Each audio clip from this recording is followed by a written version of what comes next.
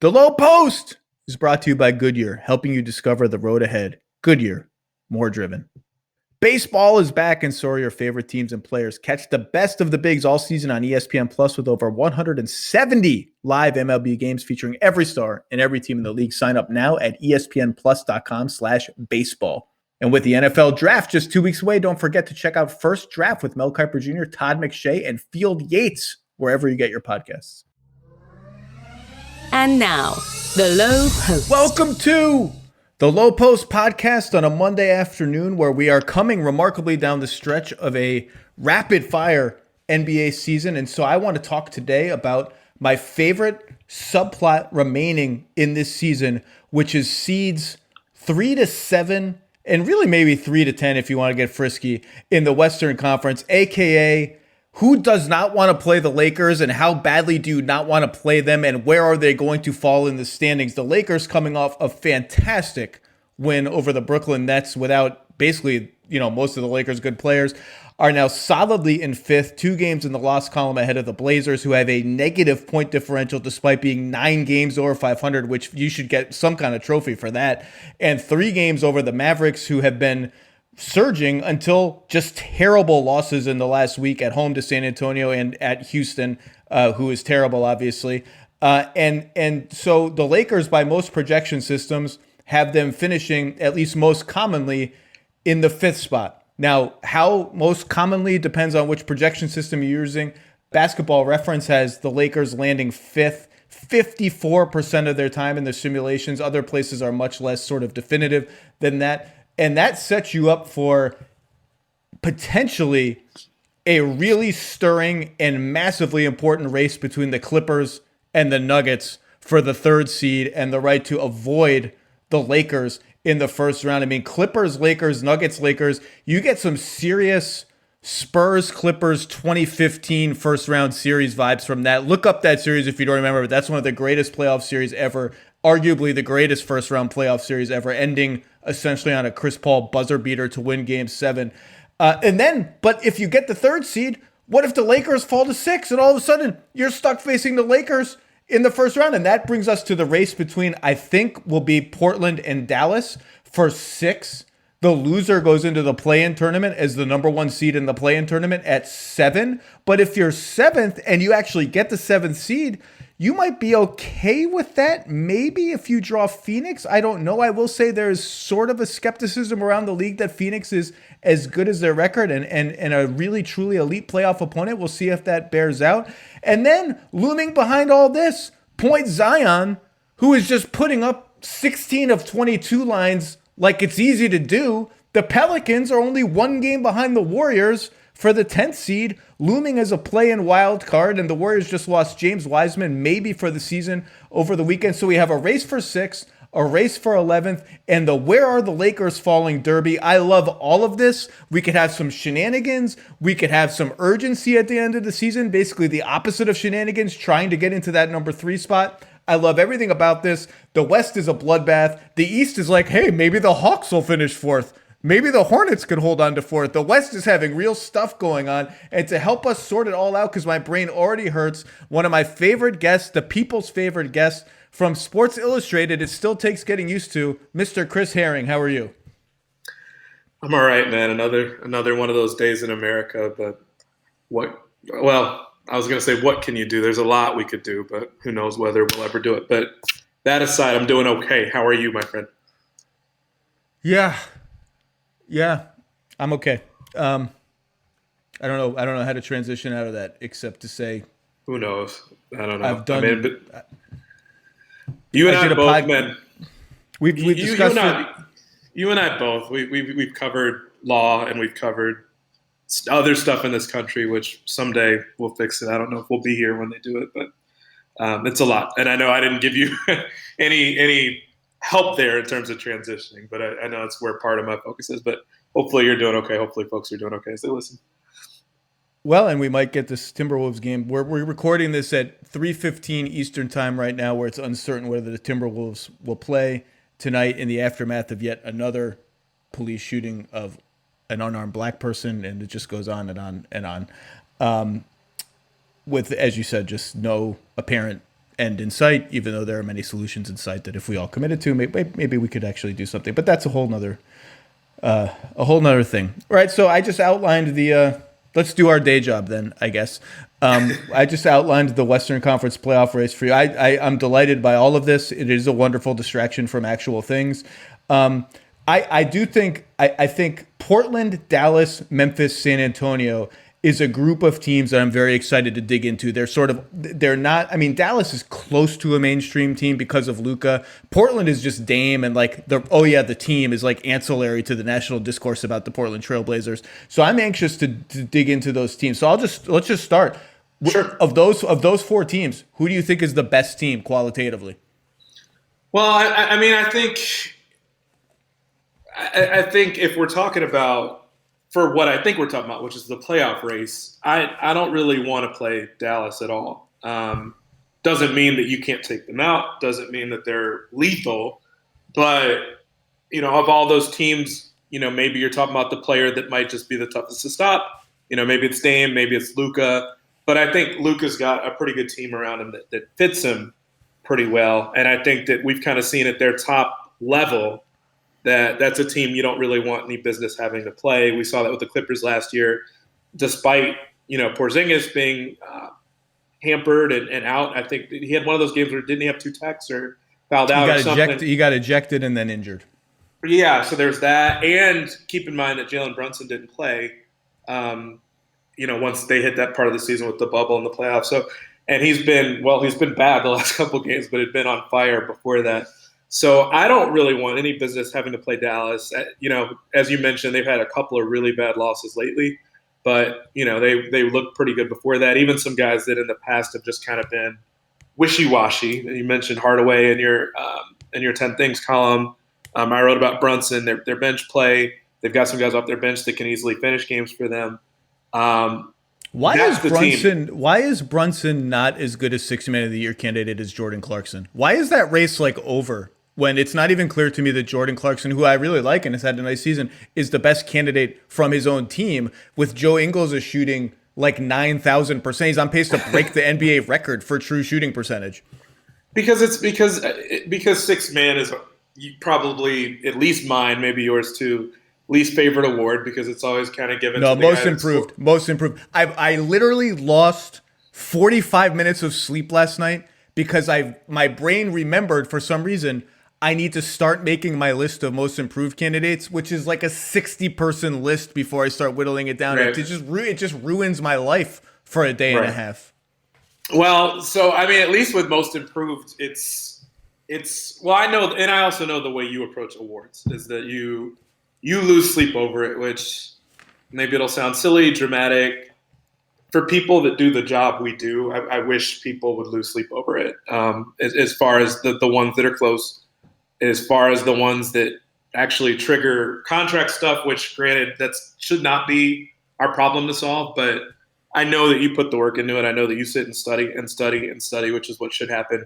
6th Man is probably my least favorite because no matter how much studying certain people put into it, I think it turns into kind of who's scoring a lot in a bench role. If they play for a really good team, even better. If they happen to be the best bench scorer on a really good team, even better. And quite frankly, I still remember being on the Knicks beat, and at one point, one of the writers saying, "I feel like this is a sentence that you have." If you had a therapist, a lot of your stories would start with that sentence. I remember I was on the Knicks beat. Probably some of it. Probably not this year because they've been fun to watch and interesting to watch. Their game last night was interesting and fun.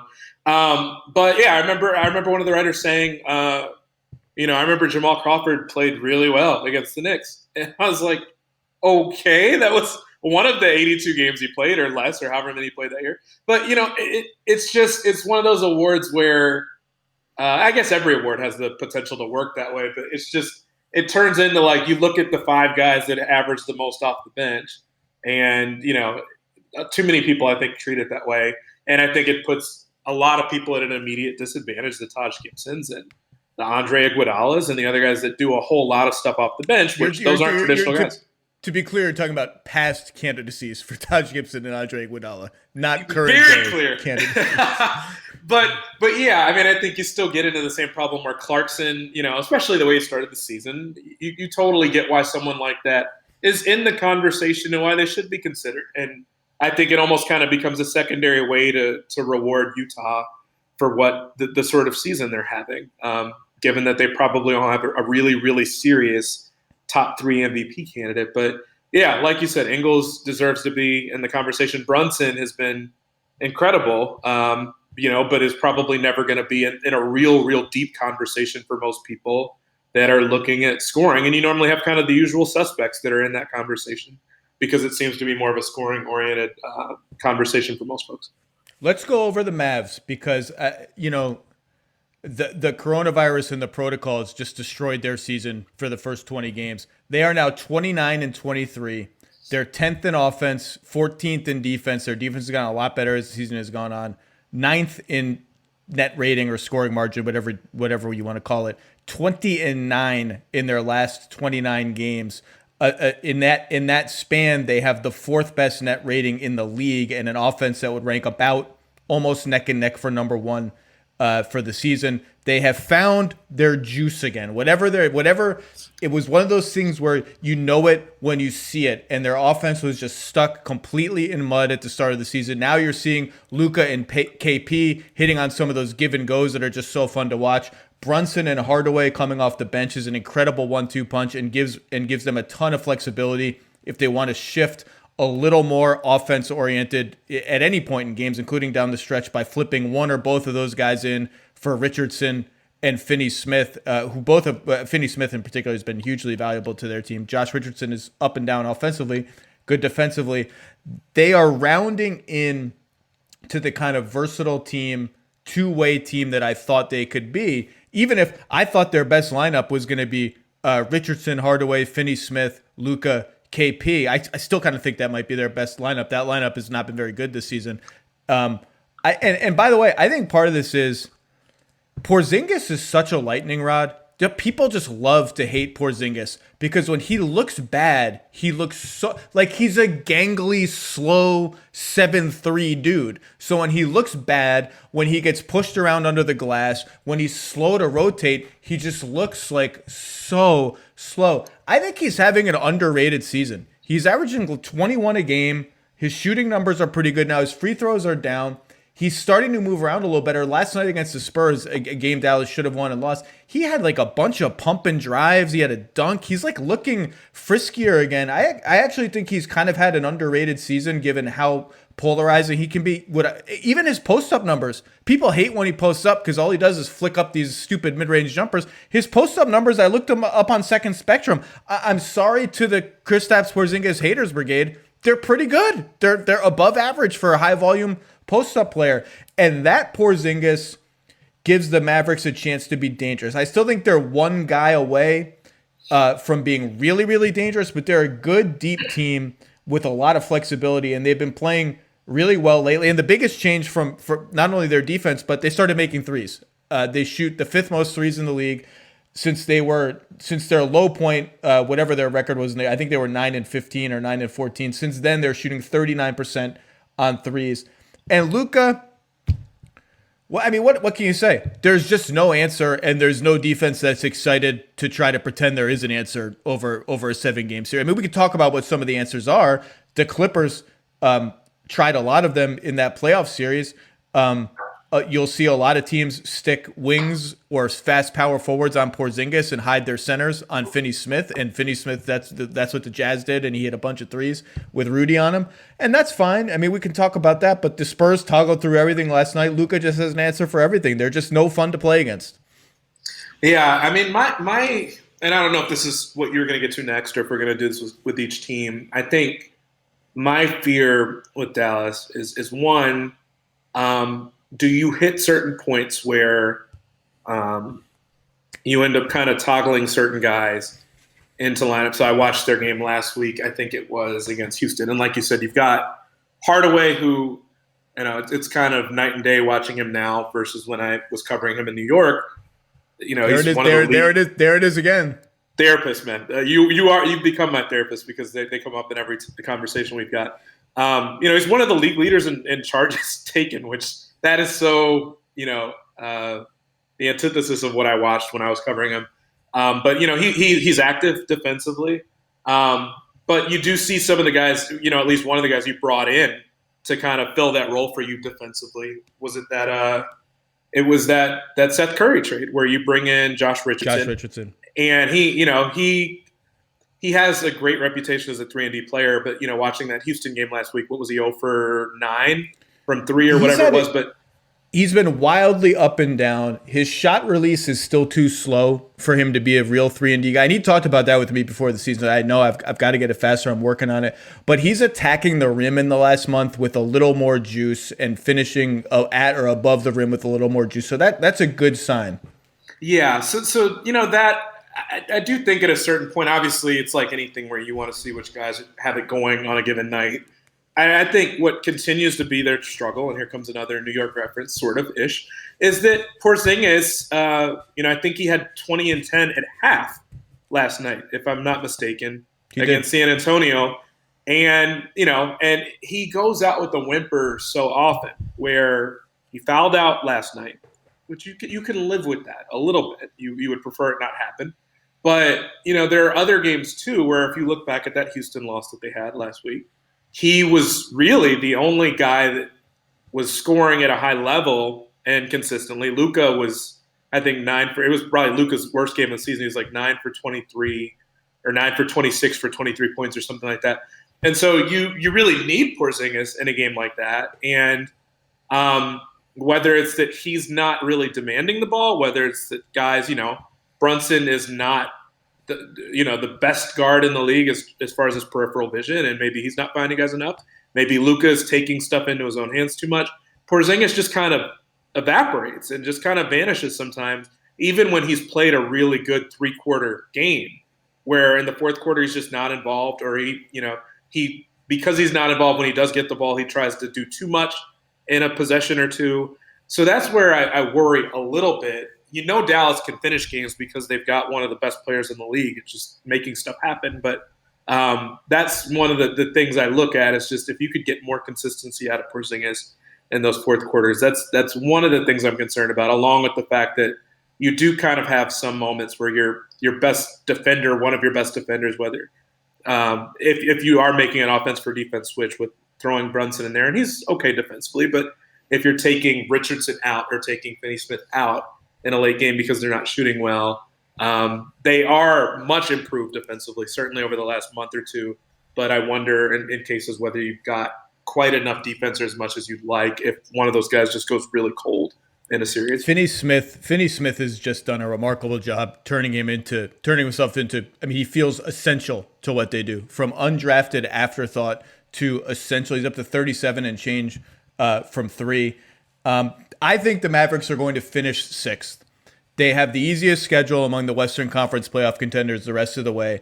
They have a back-to-back, or not a back-to-back, a baseball series, a 2-game baseball series against the Lakers at home in a week, basically, a week and 10 days. So LeBron is probably not going to be back according to Woj's reported timeline for those 2 games. So if you're the Mavericks, you're like, if we win both these games, we can help ourselves get to 6th, and we can help the Lakers get to 5th, and that works out very nicely for us. But I think they're going to finish 6th. And Porzingis, interestingly, a nice window into how good Luka is, and a sign for when Porzingis is engaged. If you watch the first half of that game last night, when they were rolling and KP was putting up 20 and 10, the Luka KP pick and roll, the Spurs were trapping because you can't drop back on Luka. He's proven that over. If you drop back on him, he's just going to hit you with floaters. He's going to get into his bag in the mid-range, and you're just going to get picked apart one way or another. So they're up to touch or trapping him. Porzingis is rolling into open space.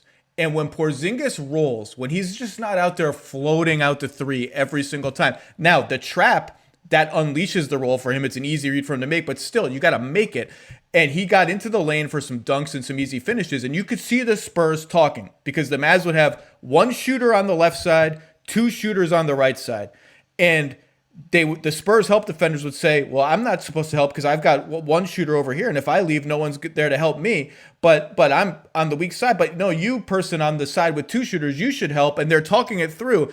And then they decide, you know what, we're going to try to drop back a little bit. And when they drop back, KP popped out for a three, wide open. They ran another defender at him. He found Finney-Smith for a dunk. They just have an answer. It was a window into when Porzingis is engaged and willing to mix it up as Luka's pick and roll partner. They have an answer for every scheme. And not only that, I thought last night, I should have looked it up before this podcast. I bet last night was the most post-ups Luka has had in a game this season.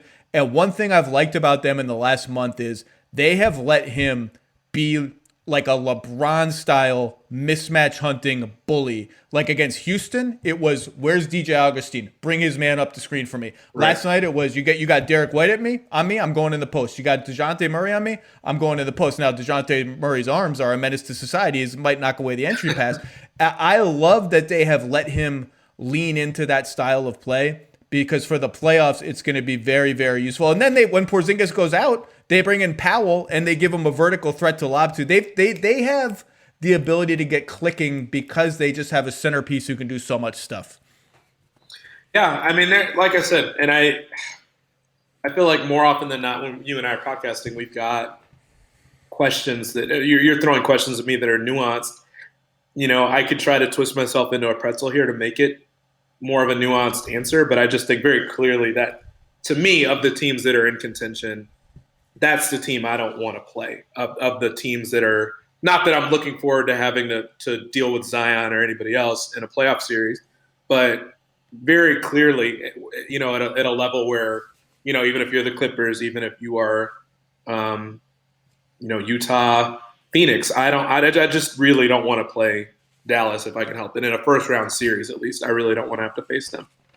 And we haven't mentioned Maxi Kleber, who's injured, and who gives them even more versatility. And in fact, their starting lineup is plus a lot in the most minutes of any lineup. It's you know, Richardson, Luka, Finney-Smith, Kleber, Porzingis, which is a huge lineup too. That's one of the cool things about the Mavericks. They can put these little guards in and get. We haven't even mentioned Trey Burke. JJ Redick is going to make his debut maybe in like 4 hours against the Sixers. Again, we're recording this Monday afternoon.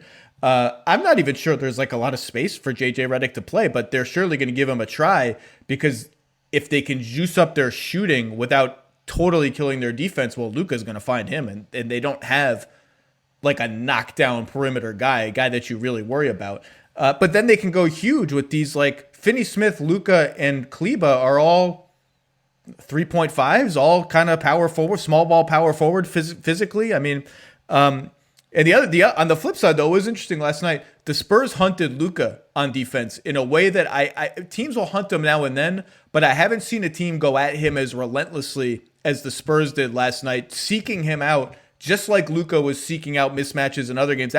Maybe teams are going to do that to him in the playoffs and say, hey, man, we're going to make you guard. Do you see that as something where you're just trying to tire him out a little bit? Because I remember no, I'm not doing that. I'm going to go one answer without mentioning the Knicks here. That's part of what you try to do sometimes. Particularly, no. I want to hear who it was. Who were the Knicks? Were someone trying to tire out Carmelo Anthony? What was going on? That was part of it. Is that I think the Pacers had decided that they wanted to try to do that just with all the post matchups that he would have to. I think it was like David West and people like that. That's part of how you. I mean, to not have to deal with him and how, you know, everything he could throw at you when he was a one-man band in New York. But anyway, like I said, I'm going to go. Let's talk about Carmelo's new team then. Okay. The Portland Trailblazers, who are, again, 9 games over 500 with a negative 10-point differential for the season. That's 10 points overall they've been outscored by. Lost at home to the Heat last night in a game that was not as close as the 107-98 score. They are 29th in defense and 5th in offense. So despite some angst about, they're actually down to 6th at offense after last night.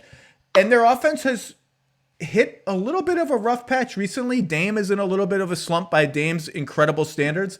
They're having some issues, I think, navigating teams that are just hell-bent on it's anybody but Dame. We're throwing the whole kitchen sink at him right from tip.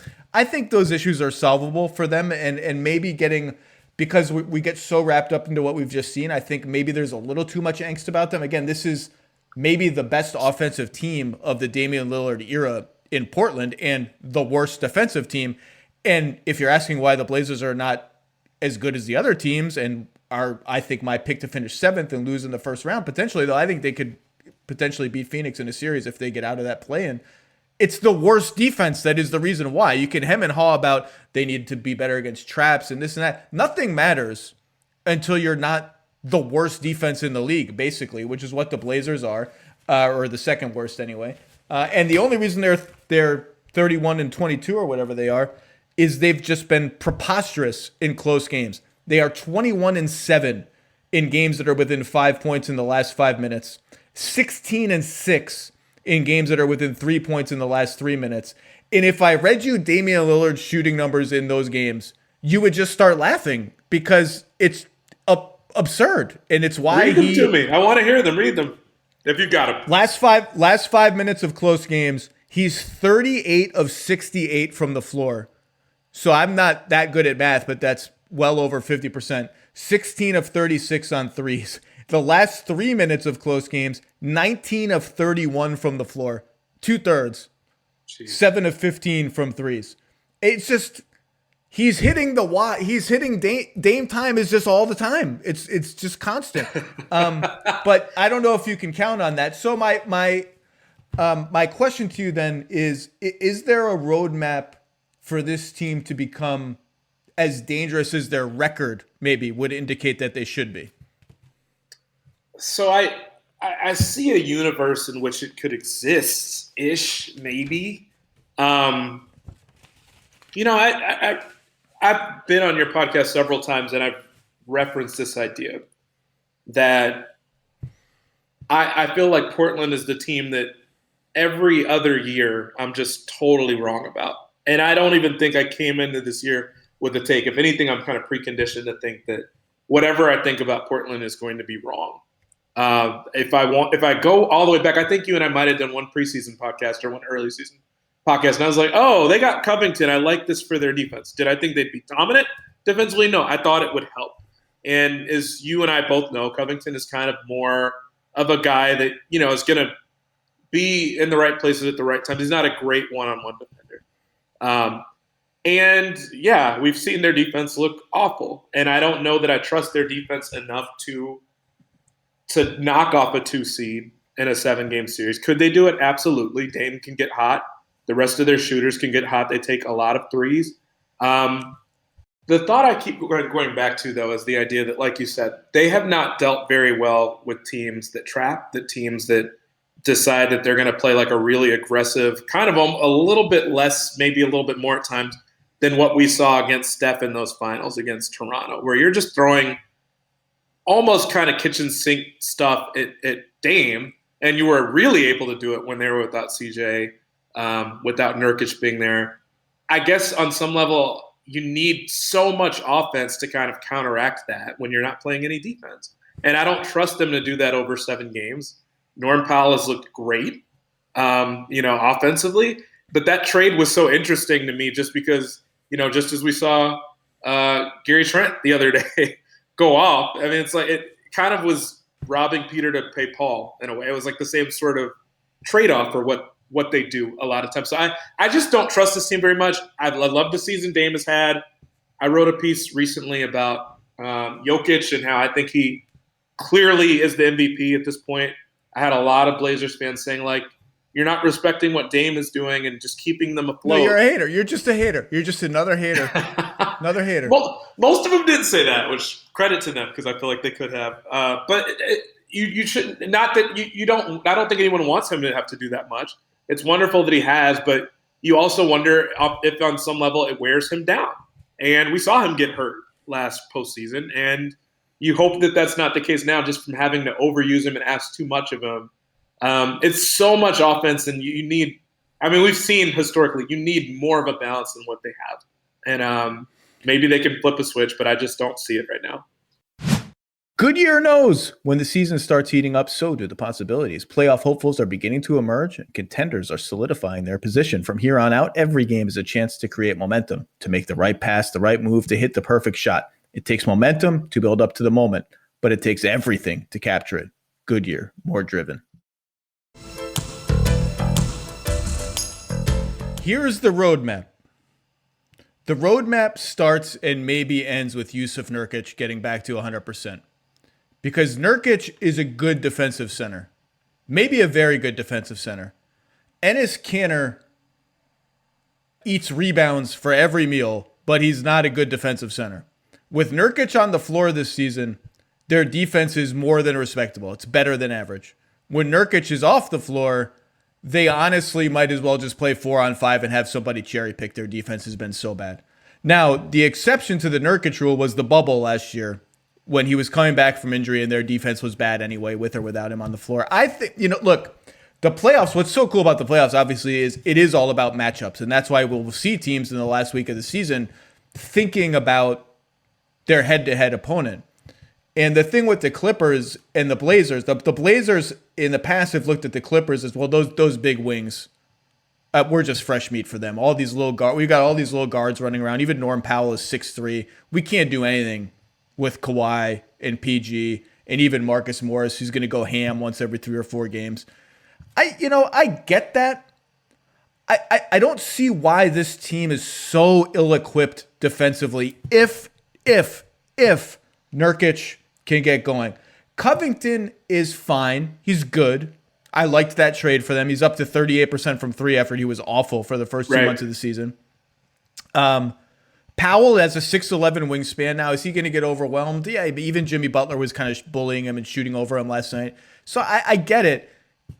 Throwing in Derrick Jones Jr. gives me length, but it's going to compromise my offense, even though he's shooting 33% on threes, which is a career high for him on a career high number of attempts. I just feel like this team, if Zach Collins ever plays, that would help, I guess. I mean, I just don't know what to project about that. I feel like they have a little bit more answers than they've had in the past on defense. If Nurkic can give them 30 quality minutes a night. If he can't, they're roadkill. If he can, I'm just not psyched about playing this team.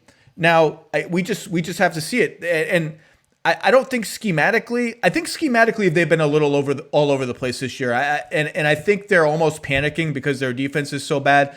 At the beginning of the season, they were attacking the pick and roll much more aggressively than they have in the past, and you could see they were a little discombobulated. Even last night against the Heat, and you'll see this in some games, they'll start with the drop back scheme that Terry Stotts has largely favored for his 9 years there, and then suddenly Nurkic will be hedging pick and rolls, or Kanter will be blitzing pick and rolls, and the help assignments get confused. You can see them fighting it. They foul too much. They don't defensive rebound well enough.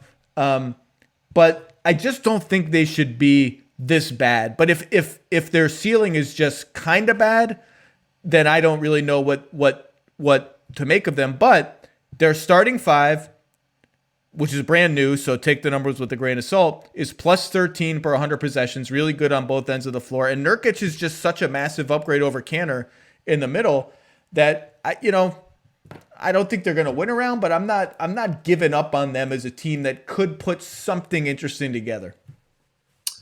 We'll see. I mean, my thing with them is this, and I was about to present it, and saying like, I hate to say this, but I wrote this, I think 4 years ago. And I maybe said it once on your podcast before. I remember comparing Dame and CJ, which I know they have not played a whole lot together this year because of the injury. I compared CJ and Dame to NBA Jam characters years ago because the team was just so offense heavy. And, at the time, you weren't seeing a whole lot. I remember they had like a historically bad playoff series. I can't remember what year that was. It must have been probably New Orleans. 20s. Yeah. Oh, when Drew Holiday just ate them for lunch. Yeah. If I remember correctly. So, and it was a series where I don't know that either one of Dame or CJ averaged like more than 3 assists per game. Yeah, they were the 3rd seed and they got swept and waxed, and it was a very, very tenuous moment for the organization. Right. And I fully recognize all the injuries they've had this year. And like you said, they've been much better defensively with Nurkic there. Nurkic has had some really rotten injury luck. in his time, particularly since he signed the deal that he did. But my fear is if you don't make some progress this year or show anything in the postseason, if you do make it there, like what are you angling for long term here with this group? And at a certain point, and I know Dame gets a lot of points and kind of plaudits for just, I think one of the reasons he's a favorite league wide is because he's kind of taken the stance like help or no help. This is where I want to be. This is the only place I want to be. Which that's totally fine. And you've already kind of shown that he's worth that, I think, to make him kind of a supermax guy and for him to be there. But, was it Paul George that he went at earlier this year when he was like, keep chasing the easy road? It was somebody that went at it. He was like, keep chasing the easy road. I was like, damn, that is cold. Do not mess with Dame. Don't mess with Dame and the Blazers on social media. Remember when the Clippers were losing Game 7 and Dame and CJ just basically had a comedy routine on Twitter at the Clippers' expense for 45 minutes? That was incredible. I remember that. And that's what I'm saying. Like, I think that's the stuff that even if he's not your star, if you're root for another team in the league, it's really hard not to like Dame. I think Dame kind of is. He's kind of like one of those old Western stars, as far as like a movie star, something. He just kind of has it, and just kind of the way he carries himself, the waving away at Paul George during a series, to close out a series from half court, damn near. You love all that about him, but I just wonder if this team, and maybe it doesn't feel fully fair to say this about a team that has been banged up all year, where Dame's had to carry them all year, but you do start to wonder at a certain point of like, does the composition of this team make sense? It's probably an overdue question. Just, they had one good year in there defensively where they were solid, and maybe there was some 3-point luck there, but it's been kind of composed this way more or less for a while. And you've had one run there where they made it to the conference finals, but at a certain point, are you moving closer toward that again? People poo-poo that because the brackets kind of broke right for them, and then they got destroyed by the Warriors in 4 games. Though I believe they led all 4 of those games at halftime or somewhat late into the games. I said this before when I did what turned out to be a very premature elegy for the 2021 Blazers.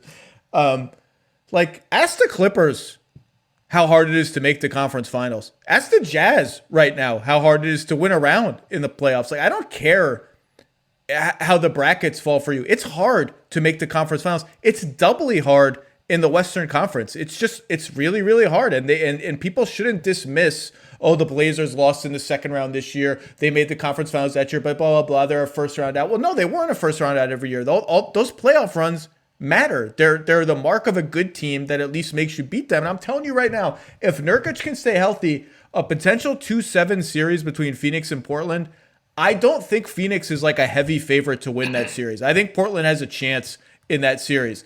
Again, defensively, if you had to boil down the Blazers' problem right now, they're just taking nothing away. They're giving up the rim, and they're giving up threes, and they're fouling. And at some point, you've got to take something away, or you have no chance. And I don't know what the schematic answer to that is. Maybe just getting Nurkic back and leaning back into the way that you used to play. So let me ask you this, though.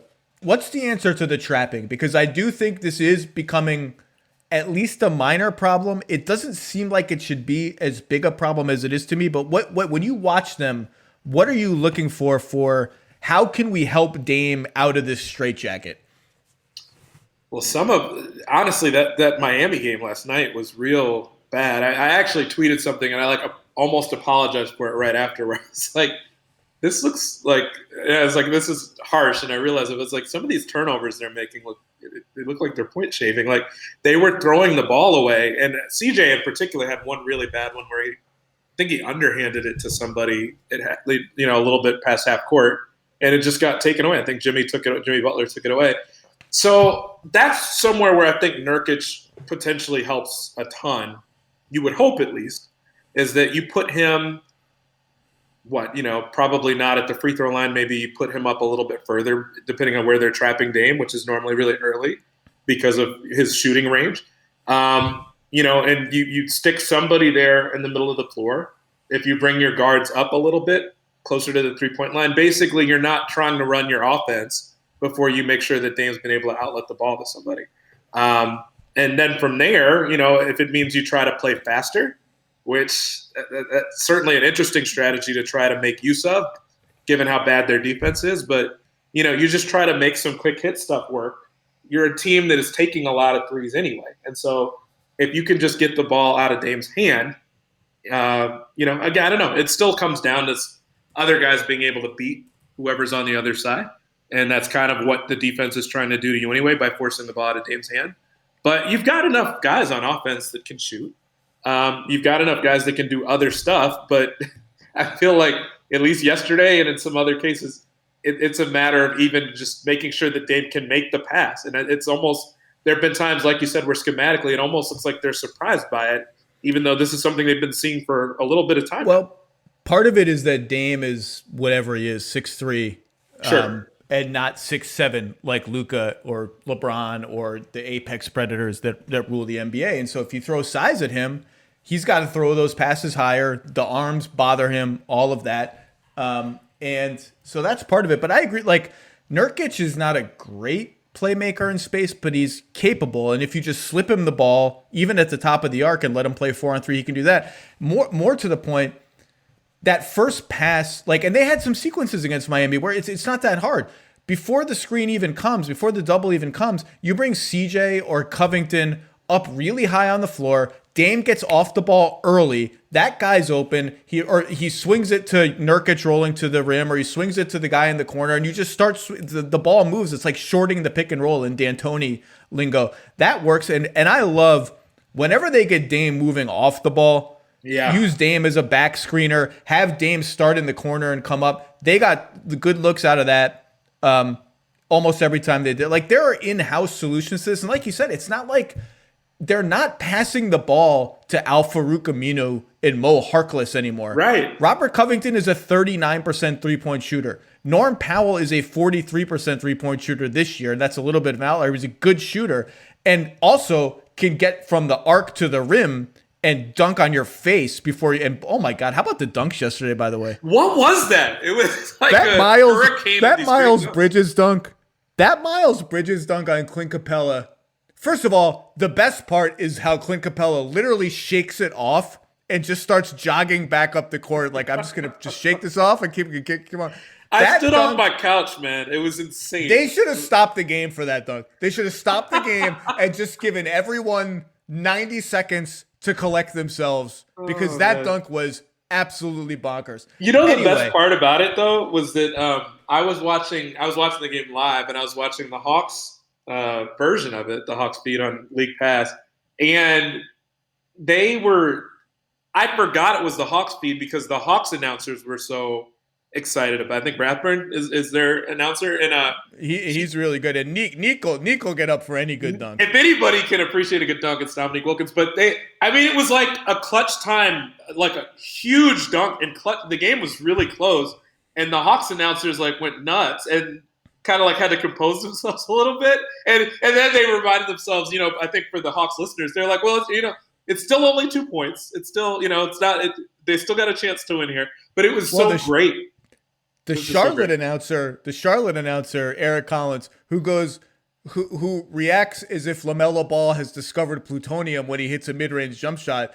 Like, I think he's just self-combusted on the front right. I like Eric Collins, but I think that's one where you go crazy, where you stand up and go crazy great. And start screaming. Anyway, so my point is the Blazers have answers to this trapping stuff. It shouldn't be that hard, but Dame is not 6'7", 6'8". They're going to see this. Again, it depends on the matchups. Some teams are going to have the personnel to do this. Some teams aren't. I'm not ready to declare it a crisis yet because I think Terry Stotts has some answers, and it's just a matter of get to them sooner, use more variety, just do it right away instead of waiting for Miami to overwhelm you or Team X to overwhelm you for the first 18 minutes of the game. I think sometimes it's been a little slow. By the way, can I tell you my favorite thing about the Blazers broadcast? Yeah. Well, my two favorite things. Number one, Lamar Hurd is fantastic as the TV analyst for the Blazers. He sees the game really well in real time. He's funny. He's sociable. He's good at communicating. Number two, Dave's Killer Bread is the official bread of the Portland Trailblazers and sponsors everything on the entire broadcast. The poor play-by-play guys remember Dave's Killer Bread is official bread to the Portland Trailblazers after every free throw, after every dunk. And Dave, the logo for Dave's Killer Bread is just, it looks like Jake the Snake Roberts, like a big long mullet, mustache, super buff guy. Like, why is Dave's Killer Bread the voice of the Portland? Only the Blazers could have a bread company be the voice of their organization, basically. Anyway, just now that I've incepted you with Dave's Killer Bread, you're never going to be able to escape it as part of the Blazers broadcast. They just got some promotion out of this. I doubt they have an ad with you guys, but they're probably loving this. But that also sounds like the most Portland thing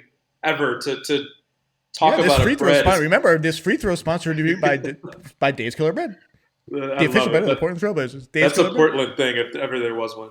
Yeah. Let's talk about a team that just does not get enough love. The Memphis Grizzlies, currently in the 8th spot. I would peg them as the favorites to finish in the 8th spot. They have a middle of the road kind of schedule, I think, the rest of the way. And I think they deserve huge credit at 26-25, coming off a couple of bad losses over the weekend. But for them to be 26-25 with Jaren Jackson having not played the entire year, and Ja Morant having been good, but not outrageously good. They're doing a lot of good things in Memphis. They're just a rock solid team. What intrigue do you think they can finish up strong here? And what intrigues you about the Grizz? Well, I sit with, I think, most games I watch, and I have my notebook open just to kind of write down ideas in general. And sometimes they're really well thought out. I sent a couple things to one of my editors today. Sometimes they're nothing more than like a line where it's interesting and I want to do something on it, but don't know what to write. And I had in my notes yesterday with Kyle Anderson, I'm like, it feels like he's playing even slower than normal, but is like doing more than he did before when he was a Spur.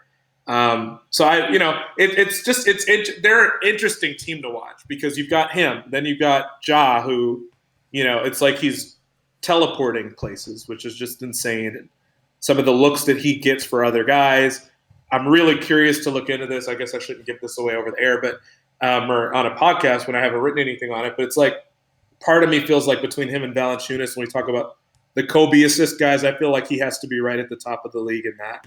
As far as that's a really good form of offense for them. Just he's getting so much attention. He still gets to the line even when, like you said, when he hasn't been as efficient at times, and still like a lot of good things there. They're a young team and they play that way. I was watching the Pacers game that they had yesterday, and I tweeted about it with a couple people. I'm like, they are treating transition defense today as if it is kind of an abstract thing. They're just not getting back at all.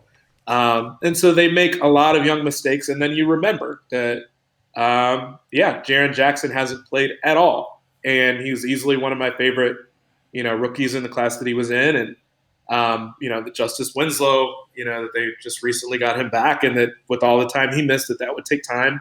It's going to take some time for them. It's a lot like last year in some ways, where it's like, man, this would just give you a great feeling if they can just kind of make the playoffs or sniff the postseason, given kind of what they're playing with, given that, this is a team that is youngest in the league, if not youngest, probably second youngest in the league. So it's a team that I kind of feel like they're playing with house money, more or less, when I watch them play. There are times it kind of feels that way, where they treat it that way, but it's, but they make rookie mistakes a lot, but they're still, I enjoy watching them play, which I was sad to see the grit and grind Grizzlies go, and this clearly has been the polar opposite of that, but it's still a lot of fun. Well, look, I mean, I was wrong about the Grizzlies. I didn't think they would be this good this year. I mean, I had them in the play-in tier, I think, which they will end up in, but I thought they would be below 500, and they may still, but they're clearly better than I anticipated. And they're 15th in offense and 8th in defense. And that 8th in defense, I don't care how you're doing it, by hook or by crook, that's impressive for a team this young to be that good defensively. Now, I think Jaren Jackson Jr.'s absence might be helping that along a little bit, even though offensively he's going to completely change their team, and obviously they need him. And some of it is they've just plucked a lot of the low-hanging fruit. Like, this team used to foul the bejesus out of everybody. They don't anymore. They're an average foul team. They win the possession battle every night, right? So they're a really good offensive rebounding team and a really good defensive rebounding team. They force a ton of turnovers, and they actually take care of the ball quite well on offense. So they're buying themselves like a 6-possession advantage in every game. They don't shoot a lot. They actually shoot the fewest threes in the league, which is the biggest problem for them, is they just have no shooting anywhere. And again, Jaren Jackson Jr. will change that for them. But of the threes they take, a lot of them are corner threes. Similarly, they give up about an average, slightly above average number of threes, but relatively few corner threes. Taylor Jenkins clearly came in and said the corners are going to be a point of emphasis for us. Cutting our fouling is going to be a point of emphasis for us. We have the personnel to force turnovers. I mean, Dylan Brooks, my God. Being guarded by Dylan Brooks would be so freaking unpleasant. Just being fouled and hacked and bullied and guys reaching in trying to steal things from me all the time would be awful. And they force a lot of turnovers. Their shooting is, they're our team floater. They are the official team of the floater. They take more floaters than anyone. And Dave's Killer Bread, and then the team of the floater. This is their ad. The team of the floater. Their percentage on them has declined this year because Brandon Clark shockingly could not shoot 65% on floaters for his second consecutive season. He shot some crazy percentage last year on floaters. He's having a little bit of a disappointing second that season. Shooting stroke. I know I was surprised to see it to start the year, but it was never beautiful to begin with. But I don't know what it is this year. But they go deep. Like Grayson Allen is starting, doesn't look out of place as a starter. Desmond Bane, I think, is maybe a little more interesting to me than Grayson Allen, but he's coming off the bench and playing well. DeAnthony Melton and Justice Winslow are both out, and DeAnthony Melton has been sensational this year. Tyus Jones is rock solid. Xavier Tillman is a decent backup already as a rookie. They just don't have – they are the power of playing no bad players. Or no one in the NBA is bad, to be clear. They are the power of playing no – relatively bad players in the NBA. Everyone they play is decent. And again, they just need more shooting and frankly, they need a little bit more defensive. It might be time to talk about Morant's defense a little bit because he's been really, really not good defensively, and he's also shooting 27% on threes. Both of those things need to tick up in the right direction when the Grizzlies really play games that matter, but they're not there yet. And for Ja year 2 is totally fine. You just like to see a little bit more of those. Yeah, I mean, it's interesting you bring that up because quite frankly, it was something I was thinking even with the last team we were discussing where, I think it's a question for a couple of teams in the NBA where you wonder how fair it is to kind of criticize the guys that make everything go, particularly when it's a team that doesn't have a whole lot else. A guy who's dealt with injury this year. Absolutely. And so, with Portland, I think a lot of that is true with Dame as far as the defensive stuff, where people will kind of use that as a defense of, well, he's doing absolutely everything for us. He's getting trapped in a way that, in recent memory, Harden is maybe the only guy that's really faced that, in Houston. And yeah, I totally get it. I totally get the idea that takes something out of you. It leaves a little bit less on the defensive end. But again, when you talk about a team that is, quite frankly, trying to win games in a way where they're minimizing their mistakes, it does feel a little bit like a mistake to have Josh shooting, in some cases 4 or 5 threes in a game, where he's shooting below 30%. This is some of the stuff that, granted, again, Ja's year 2, and Ja is extraordinarily fun to watch, and so you take it with a grain of salt. But yeah, these are the sorts of things where you have to shore those things up a little bit if you're in a playoff series, which, you don't necessarily want to give those shots away. And granted, he'll have a game where he hits a couple and he makes you feel better about it. But between that and some of the defensive lapses and just, how athletic the guy is, he has the ability to kind of stay in front a little bit better than what he's done. So it is interesting you bring that up, but I do think that point guards in particular, I think people are protective of them when they're not as good as they probably could be, even somewhat early in their careers, because they, when they do so much on offense, I think we look to kind of protect them. And I think the same thing was true of Curry. We talked about him before, where he's fine defensively now. And I think that other guys have the ability to get there. They just have to be pushed, or, maybe it's something that they learn after the first couple of years. They have a game against Dallas on Wednesday that could be an important game. They're 0-1 against Dallas, and their last game of the season is against the Warriors. And they have split the first 2 games with Golden State, so that game will determine the tiebreak. And Jaren Jackson, I can't wait till he comes back. I don't know when that's going to be, but I can't wait because although Slow-Mo has shot, I think, 37% from three this year, he shot the three pretty well. He's Slow-Mo. His release is slow. Everything about him is slow. He probably gets out of bed slow. Jaren Jackson Jr. is up there letting it fly. He's just a much more active, sort of fast-paced player. He's going to change the entire look and feel of their team. And I'm also interested, will they play him at center, which is a look that they have sort of, not leaned that hard into when he's been healthy, but that could be interesting too. They certainly have the personnel to play him at center. I hope they play him. I hope he comes out and makes up for lost time with all the threes he's going to take. He's the only guy in the league that I look at and I say, if I were in the league, that's what my three-pointers would look like. They probably wouldn't go in, but something about him playing, it makes me the same way I stood up yesterday when Bridges had that dunk. I feel like I just laugh like a maniac when I watch Jaren Jackson shoot because they go in enough and they look crazy. A lot of times they're banking in or what have you, but he's just a fun dude to watch, and it's one of those guys where his absence is really felt when you watch that team just because of how talented he is and how much fun he is.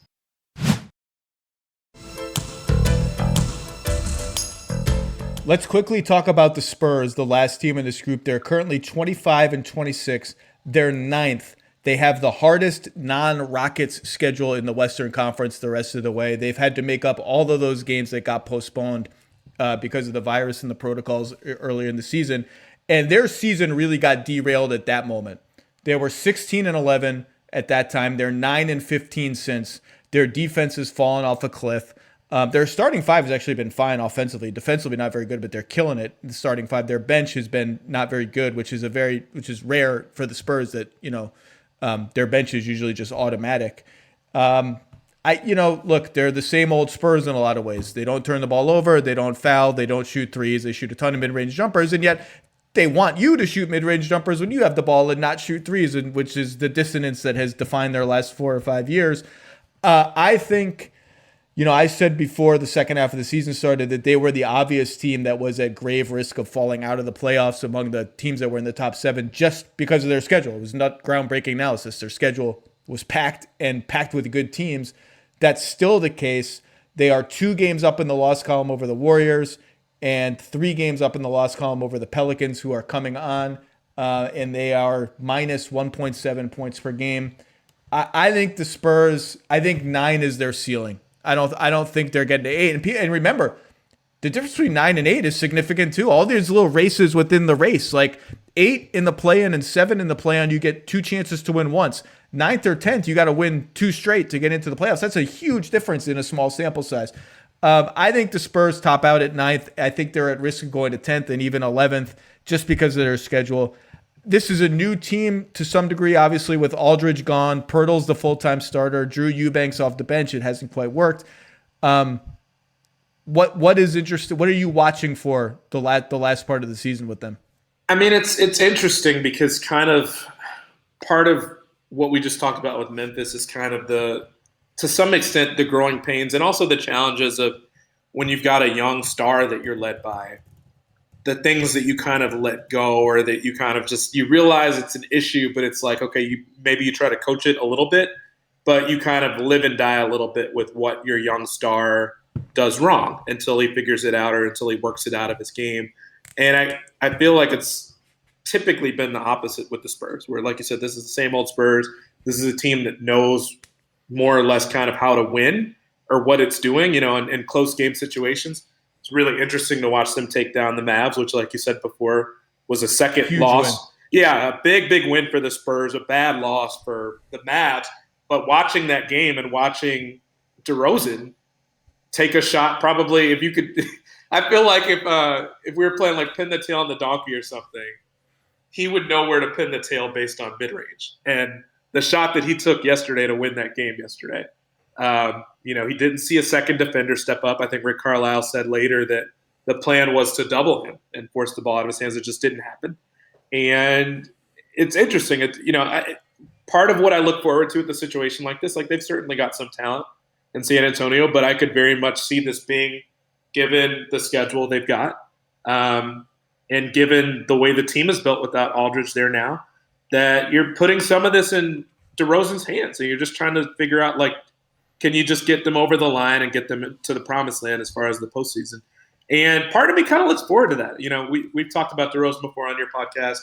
I think the way people talk about the hate for him and the stuff like that is a little bit probably strong. I don't think that, I just think everybody's just kind of indifferent to his game right now. But he's still interesting to watch. He certainly can win games for you. He certainly can win close games for you. And the Spurs can certainly keep games close. And so it'll be interesting to see, do they have enough? But I don't know. I don't really know what to make of him. I thought it was interesting, too, with watching Pirtle get more time now that he got in foul trouble yesterday, which is something that maybe that happens a little bit more now without Aldridge there. And that or not foul trouble, I'm sorry, that they decided to basically force him to the line. Hack-a-yak. Hacking him. And so that'll be something interesting to watch, too, just because you said before, the depth isn't massive with this team. And so if you can play somebody like that off the floor, what does that mean for a team like the Spurs, too? The thing I'm most interested in is this. DeRozan on the floor this season, the Spurs score almost 113 points per 100 possessions, which is a top 10-ish offense. That's real good. Good offense. Yeah. DeRozan off the floor, 103.5, which is what Cleveland scores, and Cleveland is the worst offense in the league. Now, you can finagle the numbers. They've been a little bit better than that, for instance, when Murray is on the floor and DeRozan is out, but it's still not good. And that's the question everyone has about the Spurs is, with DeRozan's free agency coming up, what exactly does this team have with all of their young guys, specifically on offense? On defense, I think Keldon Johnson's going to be solid. Derek White is already good and is an elite charge taker.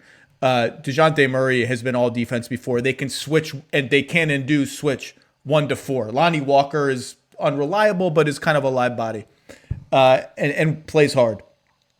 Offensively, White has leaned into shooting threes, but he's down to like 32%. Murray's at 46% on long twos, which is great, and 31% on threes, and sometimes reluctant. Lonnie Walker, up and down. Keldon Johnson, up and down right now, below average. Not a ton of, like there's okay playmaking in there. I don't know that there's like a super plus playmaker in there, but all those guys are so young, it's hard to know. I just don't know what that offense looks like without DeRozan, except I can picture a lot of teams going under screens and the ball sort of moving east-west, east-west, east-west without a lot getting done until someone takes a mid-range jumper. But again, all those guys are so young, it's hard to know what to make of them, and their offense with DeRozan on the floor has been fantastic. I don't know what they're going to do with DeMar. So much of what the Spurs do in the next 2 or 3 years will be dependent on whether Pop is there or not. If Pop comes back next year, I could see them bringing DeRozan back, because why not? I mean, he's their best offensive player. He's putting up the best passing numbers of his career, and if you watch the games, he gets off the ball early, a lot earlier than he ever did in Toronto. When he sees that second defender coming, he'll whip it out to the side. You guys take it, young guys. Like, do whatever you want. But that to me is the interesting part. And defensively, they're just and they're going to be and that's just all they are. I'd be worried about this team slipping out of the play-in, but that win last night was a big stabilizer for them. And they're not going to beat themselves, so they'll be in it all the way. But wouldn't surprise me one bit if they missed the playoffs for the second year in a row. Yeah, it wouldn't stun me at all. I mean, I just think at this point, unless you've got an easy schedule, which, if you've got an easier schedule coming up, and I think that was, for me, that was kind of my concern with Portland for a while too. It's just looking ahead, even if you've kind of survived up till now, if you've got a tough schedule coming up, you never know how it plays out, but you just wonder if the hill is that much higher to climb. And you're at this point in the season and you're just kind of already hanging on, that you get a little bit more concerned as the schedule gets tougher. And so for me, DeRozan, it's a question of how well he can keep them afloat. I was thinking randomly, I'm giving away my whole damn list of stories here. Two of the guys I found really fascinating over the last few years, guys that, again, maybe were written off a little bit at a certain point, whether it was their playing style, whether it was their kind of role as a top, franchise level guy. I've been fascinated for years now by Rudy Gay and, his transition out of that from Memphis and then Toronto and, having some good years in Sacramento before he got hurt. And then coming to the Spurs and almost feels like 2 careers for the same guy. And DeRozan, it feels a little strong to say that about him because he's obviously the best player they have now still. But it is interesting, and I think Rudy Gay, when you talk about like where else does it come from if it's not DeRozan, I think Rudy Gay, his minutes are way, way, way down. And, his efficiency is down from what it has been the last couple of years. But I still think that he's probably one of those secondary guys for you that, maybe you rely on a little bit more heavily or ask a little bit more of him now that Aldridge is not there anymore. And certainly is one of the better shooters you've got on that roster, whether you're talking about mid-range or you're outside the shot. I like watching them. They're fun to watch because I like to imagine, what are these – I'd like to let my brain wander a little bit about what are these young guys going to look like in 2, 3, 4 years? What's the prognosis? And I don't know, but I know that that's a question they're certainly tackling internally. And is this core good enough that we can just sort of build internally, or do we need to think about, doing some interesting stuff, or would they ever rebuild? Like if Pop left, would they ever just go full on rebuild? Are they already too good to go full on rebuild? Like if you just unleash those young guys without any veteran support, let DeMar walk, what would they do? But I think they've done fine this year. I think the season really turned for them, frankly, when the virus stuff happened and their schedule got all screwy.